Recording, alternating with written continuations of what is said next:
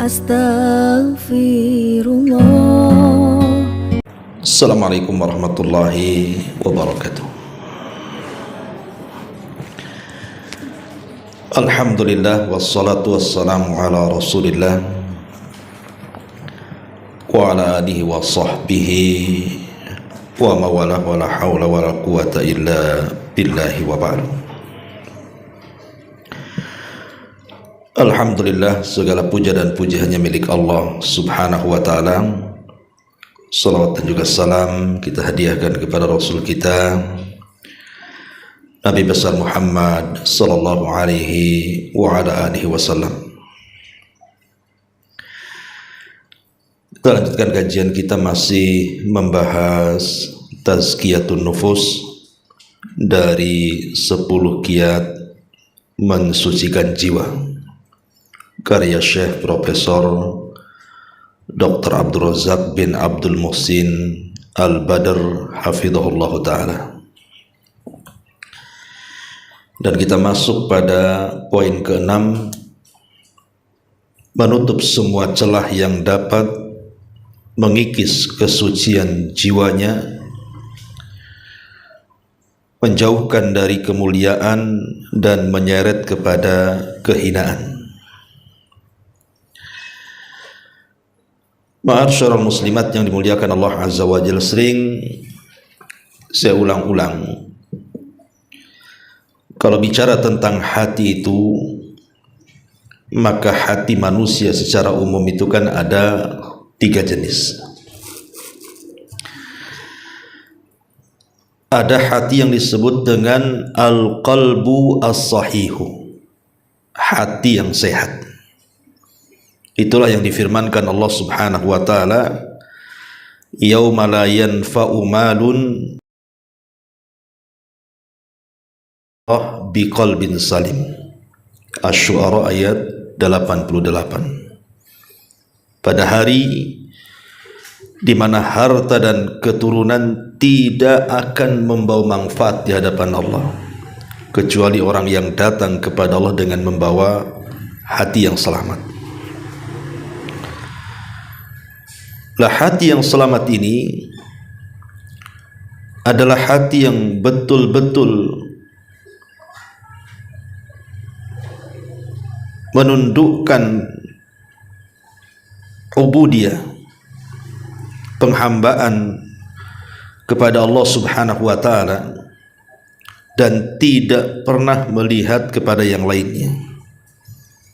Jadi hati yang sahih, hati yang sehat itu yang hati yang memang diberikan kepada Allah subhanahu wa ta'ala. Kemudian yang kedua ada namanya al-qalbul mayyit, hati yang mati, hati yang tidak ada kehidupan di dalamnya, hati yang tidak mengenal Tuhannya, hati yang tidak mau beribadah dengan perintahnya. Itulah hatinya orang kafir. Hatinya orang kafir adalah hati yang mati. Kenapa? Karena sudah tertutup hatinya, tidak bisa dapat hidayah lagi. Lah, yang ketiga disebut al-qalbu as-sakim, hati yang sakit. Lah, hati yang sakit ini terkadang dia baik, terkadang tidak baik, namanya sakit, gitu ya. Terkadang dia ikhlas, terkadang dia ibadah, ya terkadang juga dia ria, terkadang juga dia maksiat. Pokoknya di antara dua ini. Lah, kalau sudah ada hati yang sehat, hati yang selamat, yang memang hati itu diberikan kepada Allah saja, dan hati yang mati, dan itulah hatinya orang kafir. Kemudian hati yang sakit, gitu ya, yang terkumpul antara ketaatan dan maksiat. Nah, sekarang kita melihat kepada hati-hati kita ini, masuk ke yang mana nih hati kita ini? Apakah hati kita ini masuk ke yang sehat, yang tidak tercampur maksiat, ataukah justru hati kita ini mati, memang betul-betul tertutup dari hidayah, ataukah yang ketiga? Dan mungkin kebanyakan kita ini yang ketiga biasanya. Kadang-kadang ibadah, kadang-kadang maksiat gitu ya. Lah pada pembahasan kali ini kita akan membahas tentang apa saja celah-celah yang bisa merusak hati. Jadi apa saja celah-celah yang bisa merusak hati itu, supaya hati kita tidak rusak, maka harus tahu apa yang bisa merusak hati itu. Baik, kita akan baca dulu bukunya baru kita terangkan. Kata beliau pengarang, seorang hamba harus menutup segala celah yang dapat menodai kesucian hatinya dan juga mengotorinya. Di dalam sunnah terdapat sebuah perumpamaan yang menjelaskan bahaya yang didapatkan jika seorang hamba melibatkan diri dengan perkara yang dapat merugikan agamanya. Dalam sebuah hadis Nabi SAW bersabda, "Dharaballahu mathalan siratan mustaqimah wa ala jambatay sirat surani fihima abwabun mufattahatun wa alal abwabi suturun murkhatun wa ala babis sirat da'in yaqulu ayyuhan nas udkhulus sirata jami'an wa la tata'arraju wa da'in yad'u min fawqis sirat fa idza arada an yaftahu syai'an min tilkal abwab qala wayhaka la taftahu fa innaka in taftahu talijhu was-siratu al-islamu wasurani hududullahi wal abwab al-mufattahatu maharimullahi wa dzalika da'i ala ra'sis sirat kitabullahi wa da'i min fawqis sirat wa'idullahi fi qalbi kulli muslim." Perhatikan hadis ini bagus sekali. Kata Nabi SAW, Allah memberikan sebuah perumpamaan jalan yang sangat lurus. Jadi kalau seandainya ada jalan lurus gitu ya, kemudian pada kedua sisi jalan tersebut terdapat dua pagar atau dua dinding. Jadi ada jalan yang lurus, kiri kanannya ada dinding. Lah pada dinding tersebut terdapat banyak pintu. Terdapat banyak pintu yang kalau seandainya seseorang membuka pintu itu, boleh jadi kemudian setelah pintu itu mungkin jurang gitu ya. Kemudian pintu-pintu tersebut ditutup dengan tabir yang menjulur ke bawah. Lah pada pintu utama jalan itu terdapat seseorang yang berseru, "Wahai manusia, masuklah kalian semua ke dalam jalan."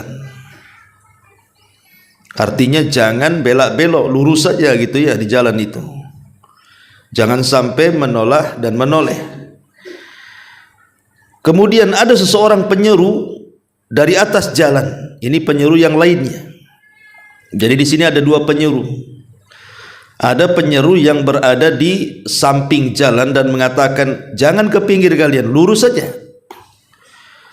Ada juga penyeru yang dari atas dan mengatakan, penyeru dari atas itu ketika ada seseorang yang ingin membuka sedikit tabir pintu-pintu tersebut, maka penyeru tersebut mengatakan, "Celaka kalian, janganlah kalian buka tabir itu, karena jika dibuka maka kalian akan masuk ke dalamnya." Kemudian Nabi SAW menjelaskan perumpamaan itu. Adapun jalan yang dimaksud adalah Islam. Adapun dua pagar yang dimaksud adalah batasan-batasan Allah. Adapun pintu-pintu yang dimaksud adalah hal-hal yang diharamkan Allah. Adapun penyeru yang menyeru di jalan adalah kitabullah, sedang penyeru berada di atas jalan adalah penasihat yang Allah siapkan di dalam hati setiap muslim. Paham enggak Bu ceritanya? Jadi gini Bu ya, Nabi SAW ini membuat sebuah perumpamaan. Umpamanya di depan kita ini ada jalan lurus sekali, dan itu jalan pintas menuju tempat tujuan.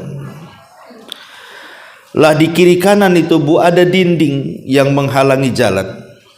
Kiri kanannya itu yang menyekat jalan ada dinding. Lah di dinding itu ada pintu yang kalau seandainya orang itu ketika jalan lurus mampir dulu ke pinggir, buka pintu, kemudian masuk, boleh jadi masuk jurang tuh. Lah kemudian di setiap pinggir jalan itu ada yang menyerukan, mengingatkan kita yang sedang jalan itu. Kata penyeru ini, tidak usah ke pinggir, kamu harus berjalan di tengah-tengah lurus sana, tujuan kamu ke sana, bukan ke pinggir. Kemudian penasaran dengan pintu itu dan hendak membuka tirainya, maka ada penyuruh yang lain mengatakan, celaka engkau, kau kalau masuk kau celaka di situ, jangan dibuka, teruskan aja perjalananmu. Lah Nabi SAW kemudian menjelaskan bahwa yang dimaksud jalan itu adalah Islam. Jadi kalau kita ingin cepat masuk surga, tempuhlah jalan Islam. Adapun kemudian dinding, jadi kalau kita berjalan di atas Islam itu sudah ada batasannya. Tidak boleh ini, tidak boleh itu. Lakukan ini, lakukan itu. Sudah jelas. Ada pembatas-pembatasnya. Kemudian adapun pintu-pintu yang terbuka, yang ada tirainya itu, itulah yang diharamkan Allah Subhanahu wa taala. Jadi kalau kita sampai kemudian masuk ke pintu tersebut, artinya kita keluar dari batasan itu. Dan kalau keluar dari batasan-batasan Allah itu berarti masuk ke yang diharamkan Allah Subhanahu wa taala. Adapun penyeru yang mengingatkan kita agar jangan sampai membuka pintu keharaman, itulah kitabullah, Al-Qur'an, sunnah Nabi SAW. Adapun penyeru yang dari langit, setiap kita penasaran ingin membuat pintu itu, itulah hati kita. Hati kita yang selamat. Kata hati, jangan kau turuti. Kalau kau buka pintu itu, kau akan masuk jurang, kau akan masuk neraka, dan begitu seterusnya.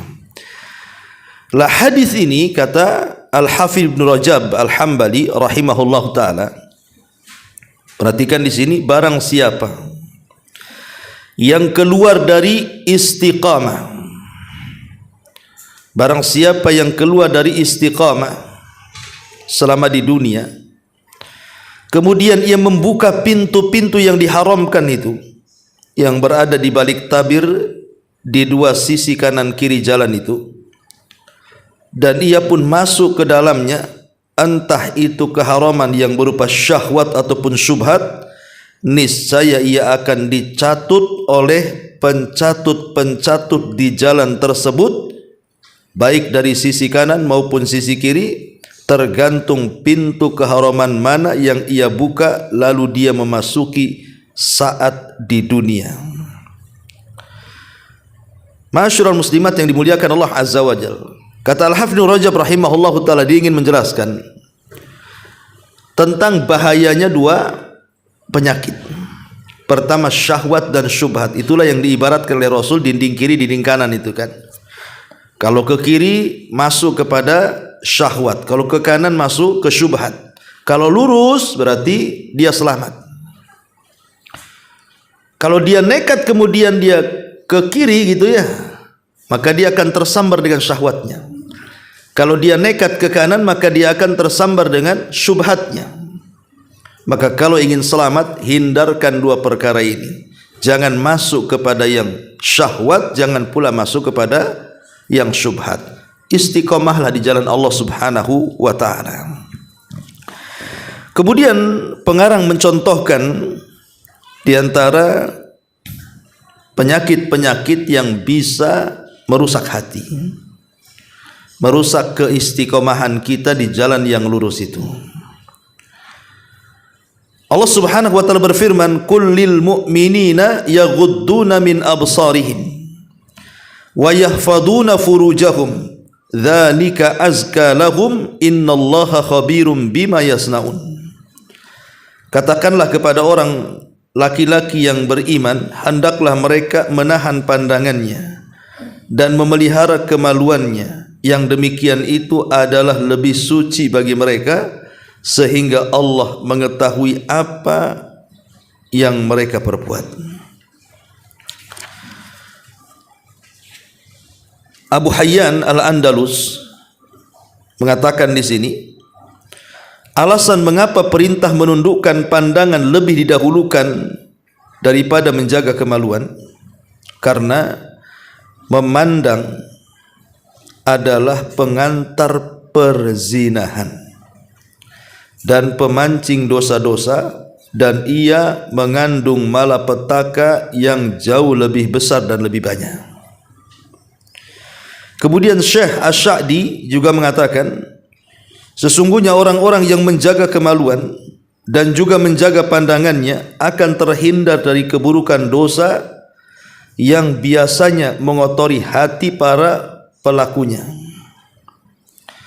Amalan ibadahnya menjadi baik lantaran ia meninggalkan perbuatan haram yang disukai hawa nafsu dan menolak bujukannya. Maka barang siapa yang meninggalkan sesuatu karena Allah, niscaya Allah akan menggantinya dengan yang jauh lebih baik lagi.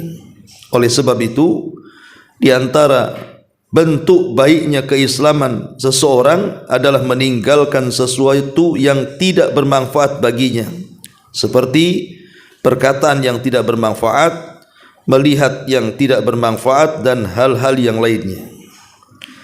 Kemudian Imam Ibnul Qayyim berkata, kebanyakan maksiat timbul dari perkataan dan pandangan.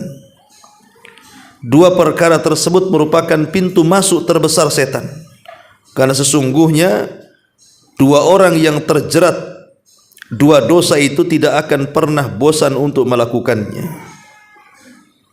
perkataan dan pandangan. Seseorang hamba hendaknya harus paham dan cerdas dengan memohon kesabaran dan juga keselamatan kepada Allah, dan menutup semua jalan yang dapat mengakibatkan dirinya melakukan hal-hal yang sia-sia atau perbuatan dosa, karena agama seorang hamba layaknya modal. Jika dia menyia-nyiakannya, maka ia akan merugi di dunia dan akhirat. Terlebih lagi di zaman kita sekarang banyak bermunculan fitnah yang menghujam manusia. Bak lebatnya hujan yang turun sehingga pintu-pintu syubhat dan syahwat terbuka lebar, seiring dengan adanya peralatan canggih, situs-situs yang tercela, acara-acara yang menyimpang, hingga mampu menggiring banyak manusia menuju kesesatan, memalingkan mereka dari hidayah. Semoga Allah menyelamatkan diri kita semuanya. Taib. Ma'asyiral muslimat yang dimuliakan Allah Subhanahu wa ta'ala. Jadi pengarang ini ingin menjelaskan kepada kita secara umum bahwa kalau hati kita ini ingin selamat, hati kita ini ingin bersih, ingin sehat, maka jauhi hal-hal yang bisa mengotorinya. Lalu apa saja yang menjadikan hati ini kotor, Bu? Maka tadi pengarang mengatakan dua hal yang menjadikan hati kita ini kotor adalah dua hal. Pertama, terjerumus kepada penyakit syubhat, dan yang kedua terjerumus kepada penyakit syahwat. Ini dua perkara ini kalau sudah masuk ke hati kita, kotor hati kita ini. Apa itu syahwat dan apa itu syubhat, Bu?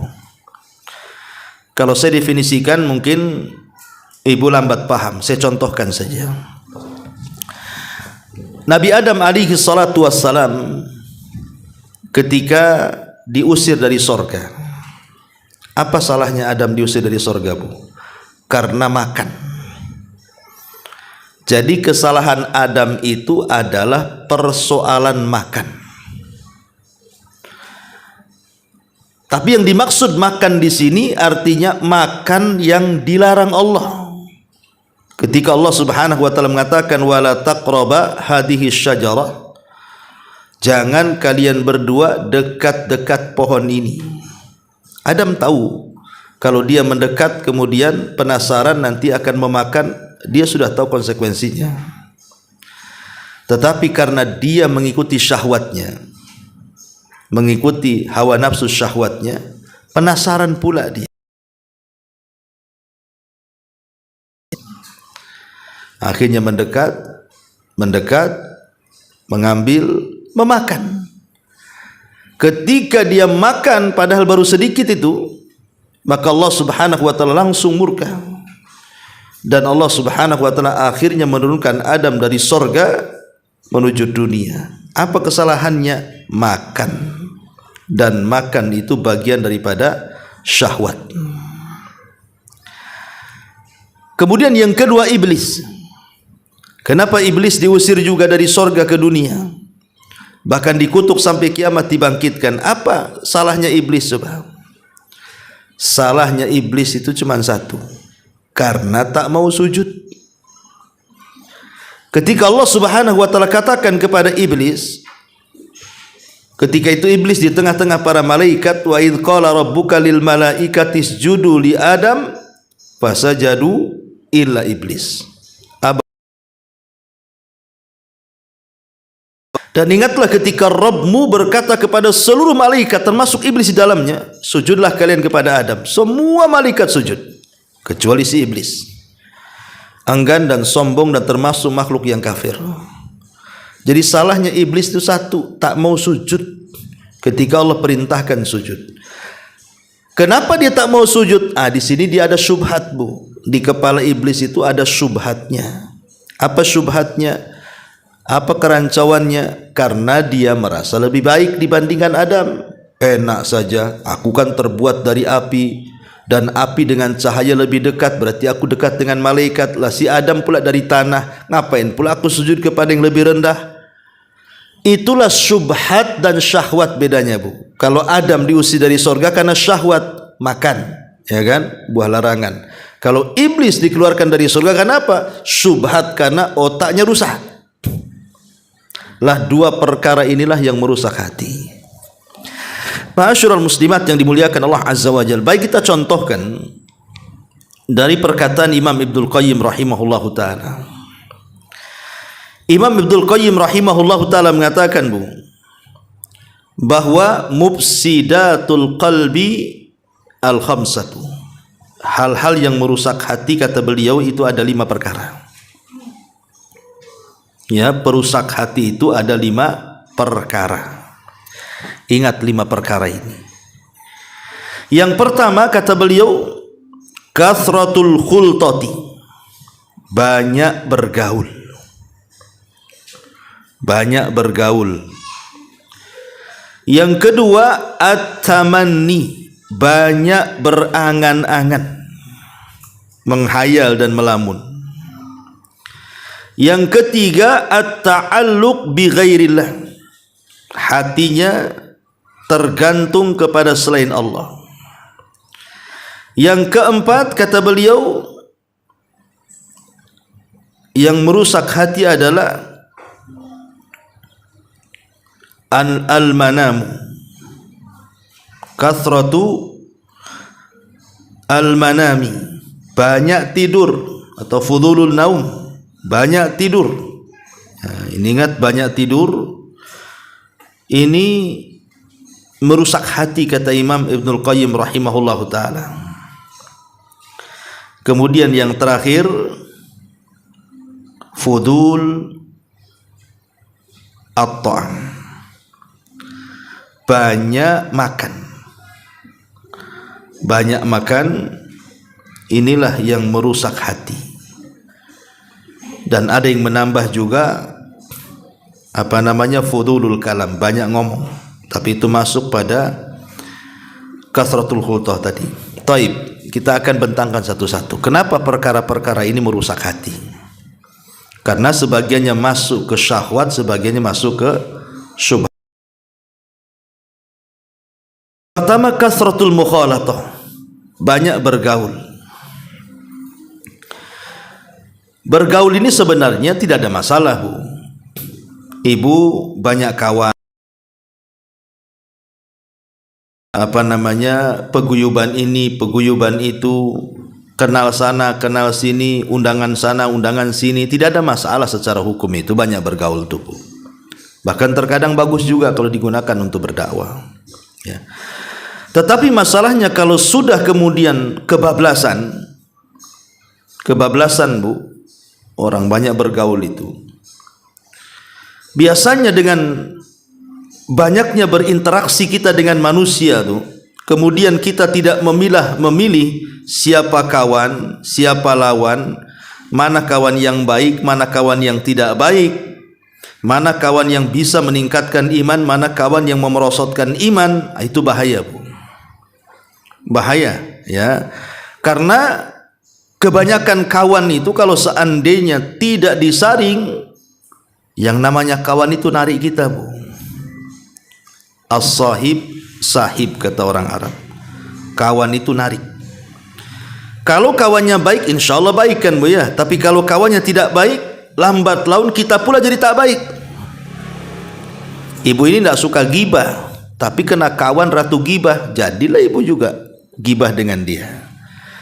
Awalnya tak suka gibah, tapi karena lama-lama bergaul dengan orang yang tukang gibah, minimalnya walaupun ibu tidak gibah, ya dengerinlah kan, dengerin gibah orang. Ini kan bahaya, Bu. Belum lagi ngabisin waktu ngobrol sana sini, sana sini, sana sini, akhirnya apa? Lupa dengan hak Allah Subhanahu wa taala. Maka banyak bergaul ini bahaya. Belum lagi nanti kalau sudah ngobrol dengan orang itu, terkadang obrolan itu menyakitkan, ya kan, Bu.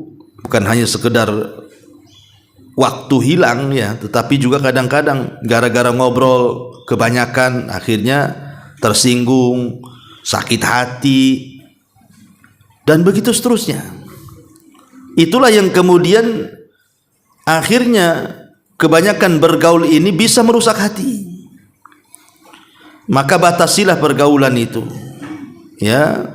Batasilah pergaulan. Boleh kita ini bergaul dengan manusia tapi dalam kebaikan. Seperti bagi laki-laki, saat sholat Jumat kumpul, saat sholat jamaah kumpul, saat sholat id gitu ya di lapangan, saat haji, saat taklim seperti ini, kumpul-kumpul, ibu datang dari mana-mana kan, ketemu di taklim gitu ya. Jadi ataupun saat ibu buat perkumpulan arisan, kemudian di situ juga ada taklimnya dan begitu seterusnya, nggak ada masalah, Bu, ya.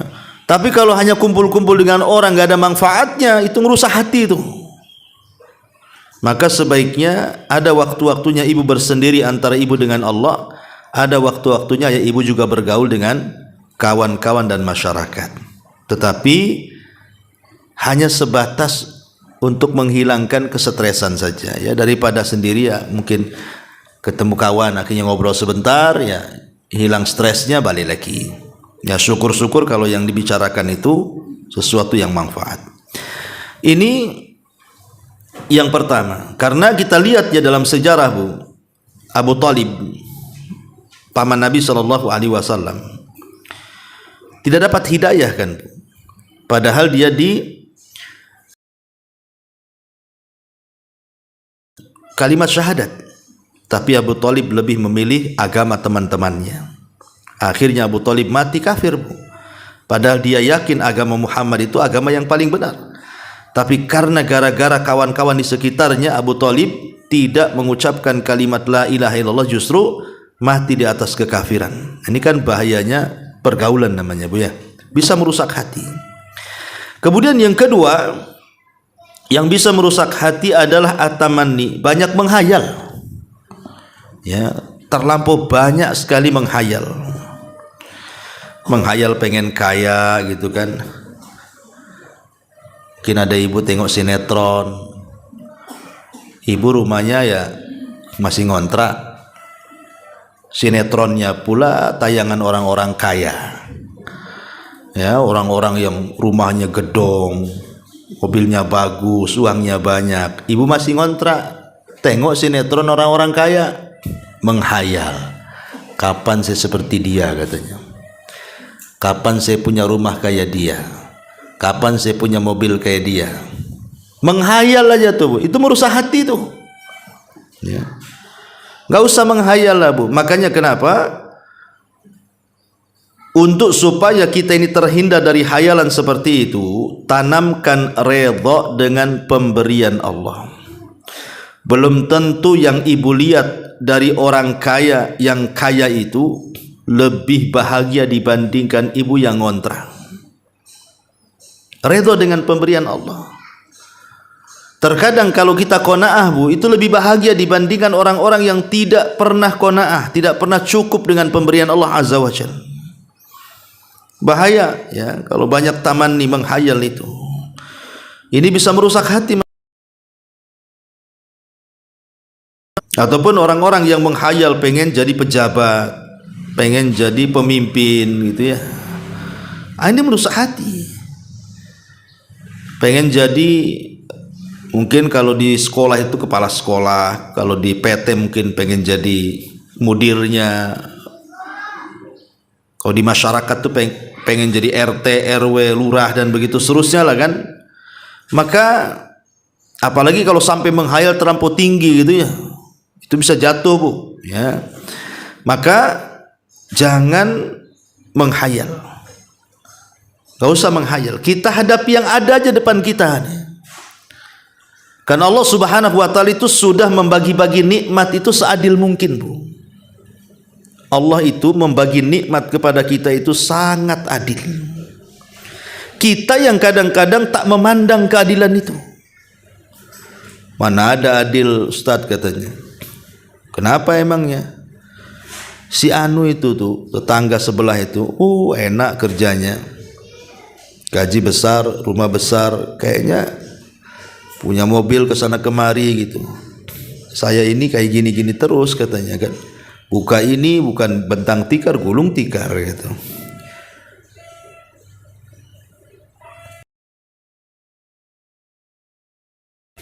Bukan begitu caranya. Allah Subhanahu wa Ta'ala itu yang menciptakan kita. Dia tahu maslahat kita kan Bu. Allah yang menciptakan kita, tentu Dia tahu maslahat kita. Maknanya ada orang-orang itu yang sengaja oleh Allah dibuatkan miskin dan tidak dibuat kaya, sebab kalau kaya dia bisa melampaui batas Bu. Makanya sengaja dengan kebaikan, untuk kebaikan dia, Allah biarkan dia seperti itu. Tidak diberikan kekayaan oleh Allah supaya dia tetap istiqomah. Sebab kalau seandainya dia kaya, bisa jadi bejat dia, jadi jahat gitu, melampaui batas kan begitu. Atau sebaliknya, ada orang-orang kaya itu sengaja Allah kayakan, bahkan mungkin kaya, lebih kaya lagi. Sebab kalau Allah miskinkan, bisa saja dia bisa kufur, dia tidak bisa istiqomah. Sama dengan orang sakit. Ada orang sakit itu lama sembuhnya. Sebab kalau seandainya Allah berikan kesembuhan cepat, dia kurang ajar nantinya tuh, maksiat lagi, sengaja dikasih lama tuh sakitnya, biar dia tobat. Atau ada orang-orang yang tidak disentuh dengan sakit, sehat terus. Sebab kalau dia sakit, bisa saja kemudian dia futur dan putus asa. Jadi ada kemaslahatan-kemaslahatan yang harus kita pahami. Kenapa Allah takdirkan kita seperti ini? Ini semua demi kebaikan. Makanya sing saya contohkan Bu, ada orang kaya itu banyak duitnya, dia bisa makan makanan apa saja, bahkan dengan uangnya bisa saja dia borong 100 warung Padang tuh Bu.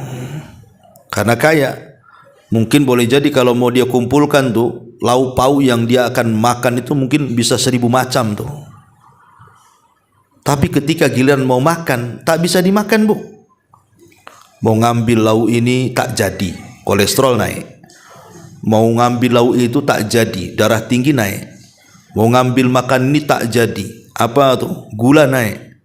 Akhirnya Bu, nggak ada yang dimakan tuh, satu meja nggak ada yang makan. Ujung-ujungnya apa Bu? Kentang rebus.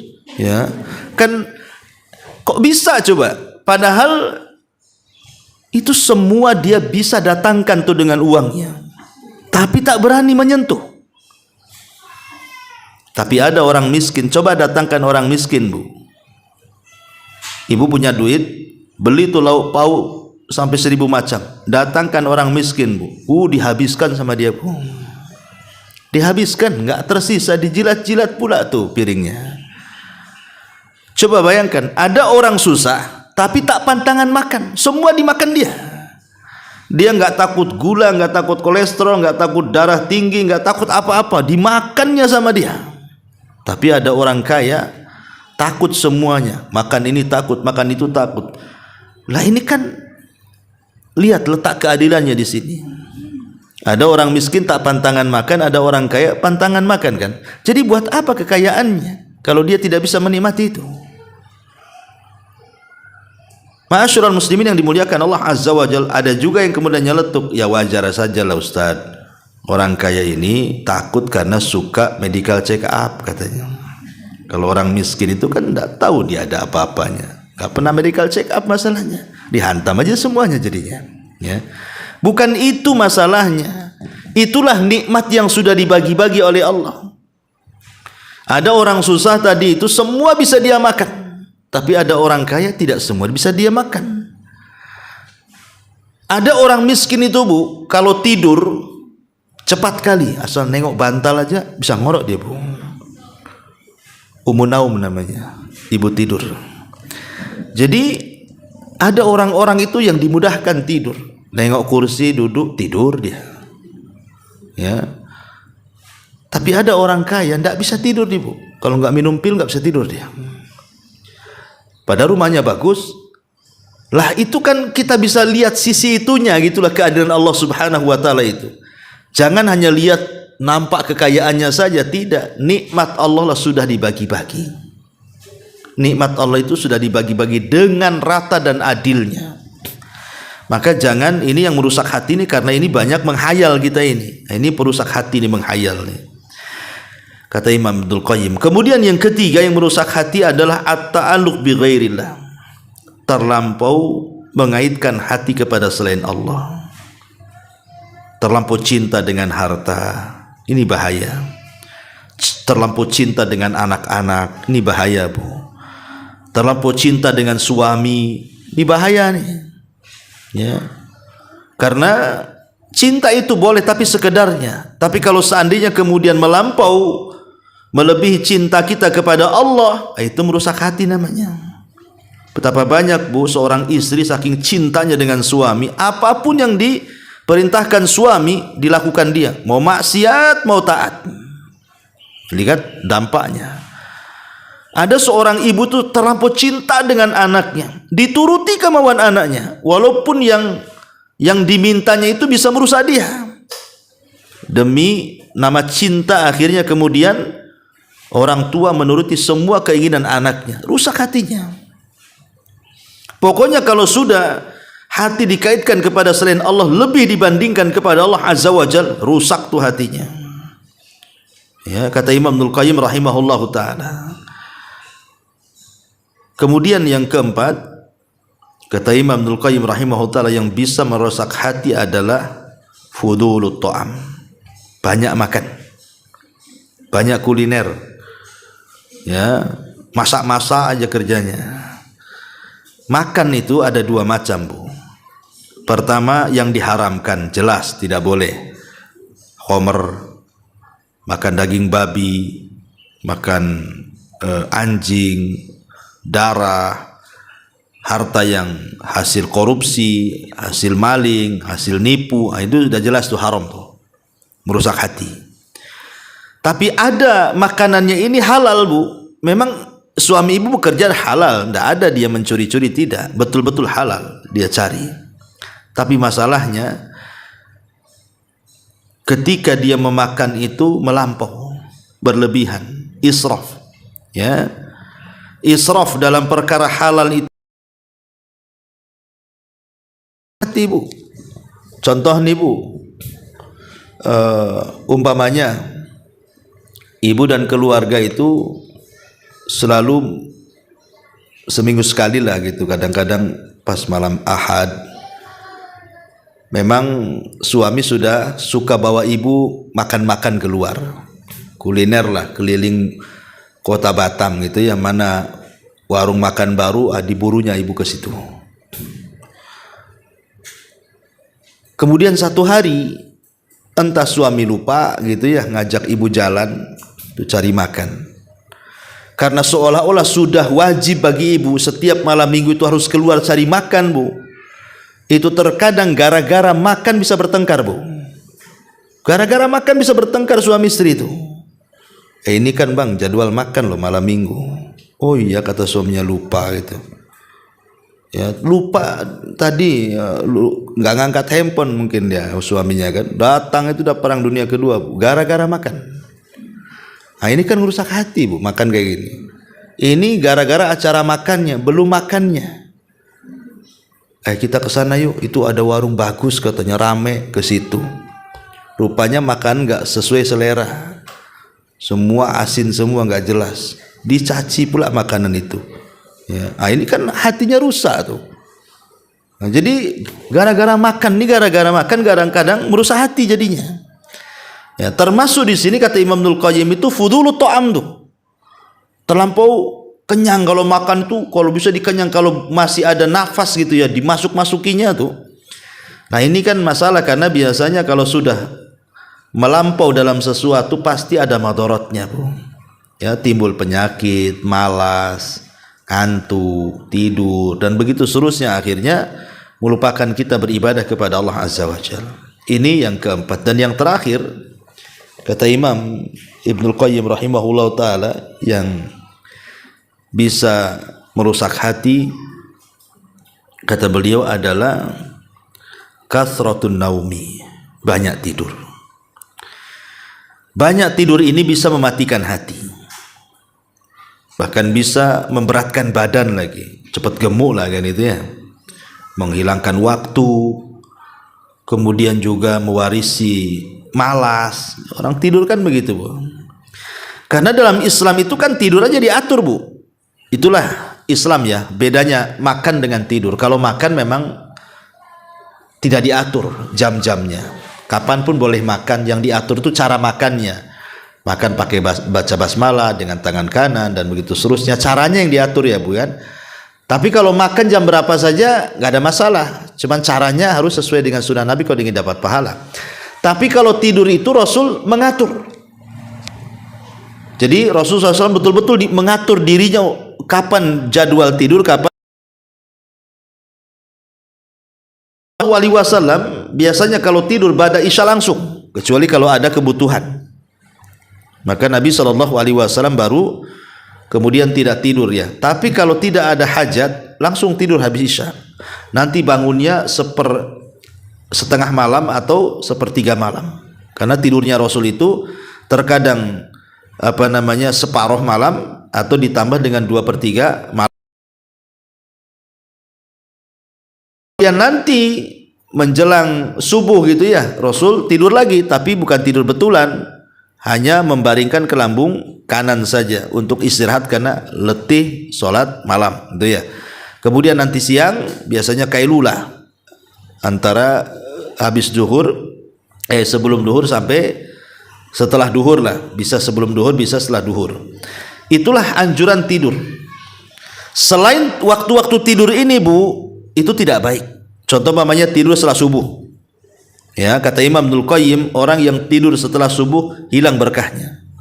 Hilang berkah dalam kehidupannya, hilang berkah dalam keluarganya, hilang berkah dalam pekerjaannya. Jangan membiasakan tidur sebelum terbit matahari atau setelah subuh sampai terbit matahari, itu waktu berkah. Ya. Ataupun tidur setelah maghrib ke isya, karena waktunya pendek masalahnya. Ya, itu dibenci oleh para ulama. Termasuk juga tidur setelah asar. Ya, ada yang mengatakan itu dibenci oleh para ulama karena waktu-waktu ba'da subuh sampai terbit matahari, setelah asar sampai maghrib, setelah maghrib sampai isya, itu waktu-waktu yang kita ini disuruh untuk beribadah kepada Allah Azza wa Jalla. waktu berkah lah bahasanya. Ya, makanya kalau orang kemudian sembarang tidur tanpa mengkontrol gitu ya, pagi tidur, nanti siang bangun tidur lagi sampai sore, nanti sore ya bangun, malam tidur lagi, memang tukang tidur dia. Ya, ini bahaya. Ini bisa, kata Imam Ibnu Qayyim, bisa menjadikan hati mati, memberatkan badan, menyanyiakan waktu, bahkan mewarisi al-ghaflah, lalai, dan juga mewarisi kasal, malas jadinya kan kalau banyak tidur itu, Bu. Makanya sekali lagi 5 perkara inilah yang kemudian harus dihindari. Pertama, jangan banyak bergaul, batasi. Kalaupun harus bergaul, cari teman yang baik. Kemudian yang kedua, kata Imam, menghayal dan melamun. Redolah dengan pemberian Allah Subhanahu wa taala. Kemudian yang ketiga, jangan gantungkan hati kepada selain Allah lebih dibandingkan kepada Allah Subhanahu wa taala. Kemudian juga banyak makan tanpa terkontrol gitu ya. Dan yang terakhir, banyak tidur. Inilah yang bisa merusak hati sebagai tambahan. Dan kalau tambahan yang lainnya secara umum adalah jauhi kemaksiatan. Karena biasanya maksiat itulah yang merusak hati, Bu. Secara umum jangan banyak melakukan maksiat. Apalagi kalau maksiatnya itu sudah jadi kebiasaan. Nah, itulah yang bahaya, Bu. Maksiat yang menjadi kebiasaan, melihat kebiasaan orang lagi. Contoh pamannya, Bu, ibu punya anak gadis. Kemudian ada yang nasihati. Anak ibu kan sudah besar, sudah gadis, sudah balik. Tolonglah tutup aurat, ya kan? Apa kata ibu? Anak orang juga sama, katanya. Tuh tetangga juga tuh anaknya tak pakai jilbab, biarinlah anak saya sama dengan dia, dia juga sama gitu. Dan nggak ada masalah, lingkungan sini nggak pakai jilbab pun nggak apa-apa. Ini rusak hatinya, Bu, kalau orang udah ngomong kayak gini nih. Ya, dia membiasakan maksiat karena kebiasaan orang. Ya, ibu buat walimatul arus, umpamanya kan anaknya nikah, padahal undangan perempuan sebelah situ ditabir, ibu dibuat ikhtilat aja tuh, laki-laki perempuan jadi satu, dinasihati, kok gini walimahnya, Bu? Biarinlah, itu pun kemarin saya ke situ gini juga kok walimahnya kok. Nah, ini kan dia membanding-bandingkan dengan kebiasaan orang. Nah, ini rusak hatinya, Bu, kayak gini, Bu.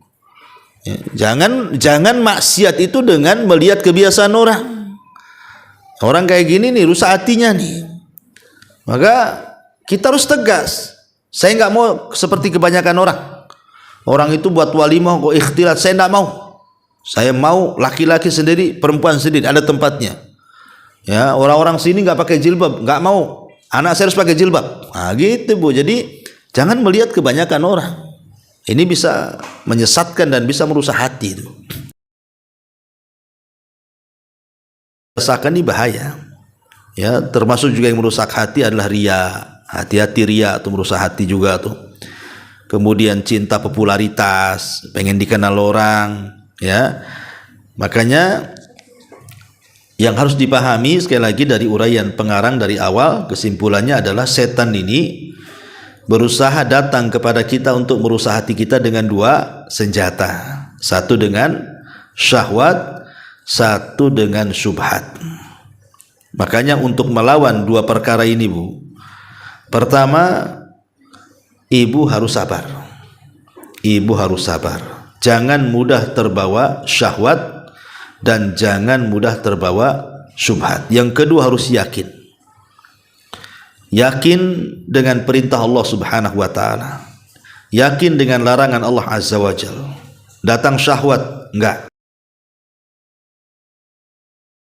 Dilarang, ini perintah. Harus yakin, betul-betul tunduk dan yakin kepada perintah dan menjauhi larangan. Nah, ini yang harus dipahami 2 perkara ini, Bu, ya. Harus sabar supaya jangan terjerumus kepada syahwat, harus yakin supaya jangan terjerumus kepada syubhat. Wallahu a'lam bishawab. Ini yang bisa saya sampaikan, Bu. Silakan sebelum saya tutup kalau ada yang bertanya.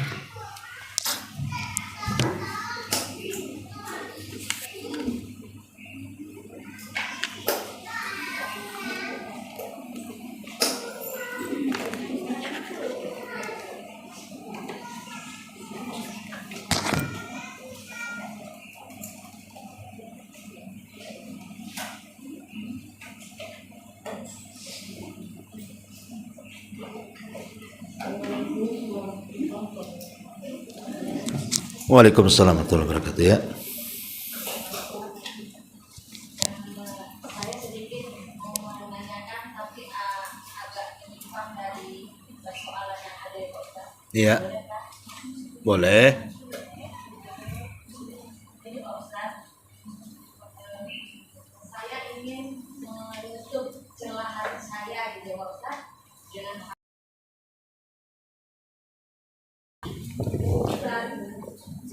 tempat tinggal saya di Apiari itu berdekatan dengan gereja Pak Ustaz. Iya. Kanan kiri rumah saya itu gereja. Sementara kalau dulu sahabat saya di gereja itu hanya satu pintu saja diada konsultasi. Tapi kesini 4 tahun kesini itu tidak kenal waktu, kadang-kadang ke Senin, kadang-kadang ke Selasa.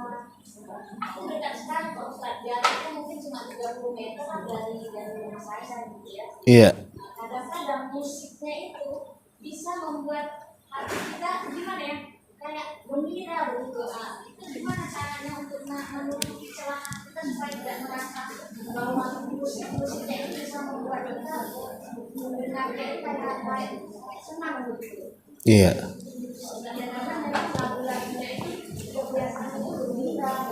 Lagu-lagunya lagu favorit ibu waktu muda gitu ya.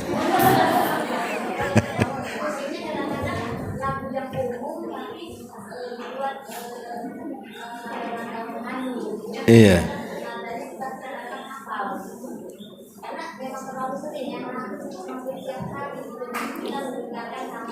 Iya.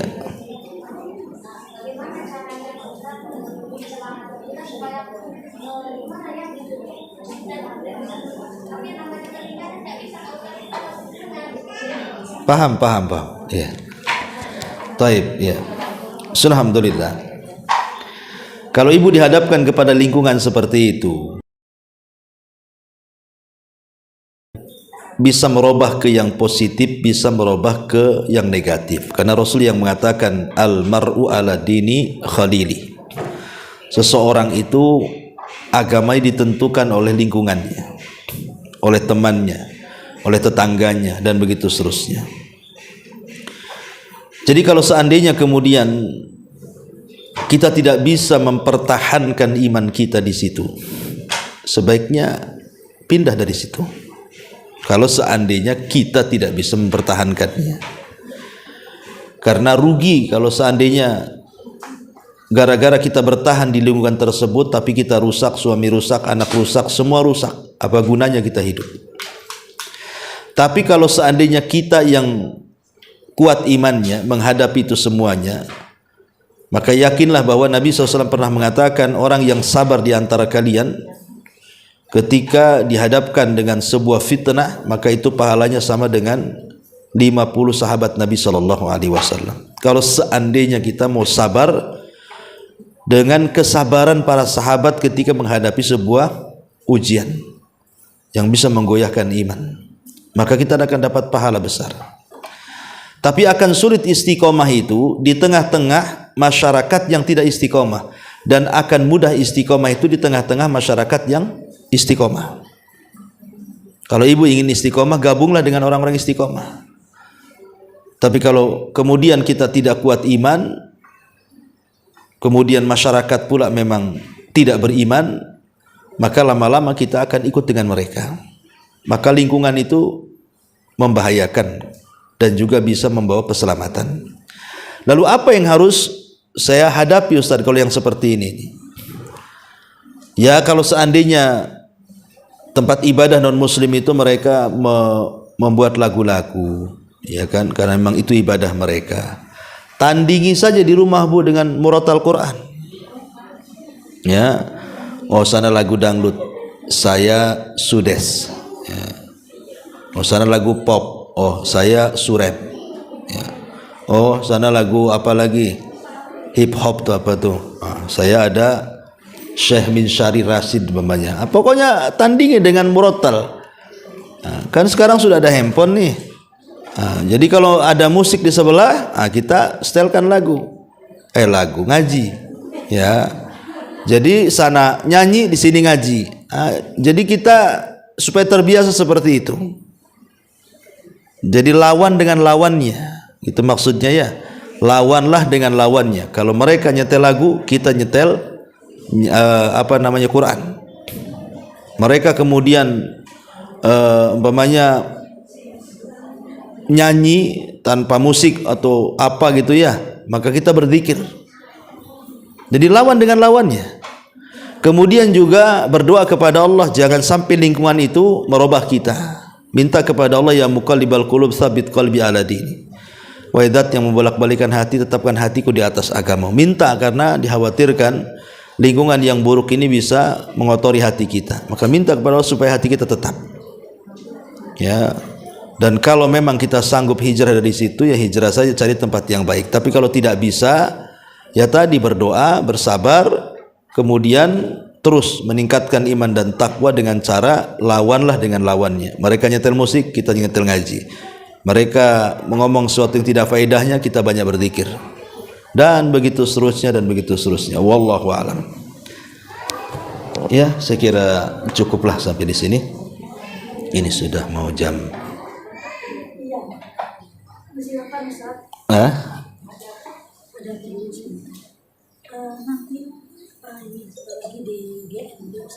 Dari sini? Dari sini langsung ke GNB. Langsung ke sana ya? Iya. Oke. Akan cuma konfirmasi untuk mukafanya sama pengurusnya dibayar setiap akhir bulan. Oh itu gampang. Saat tutup kas.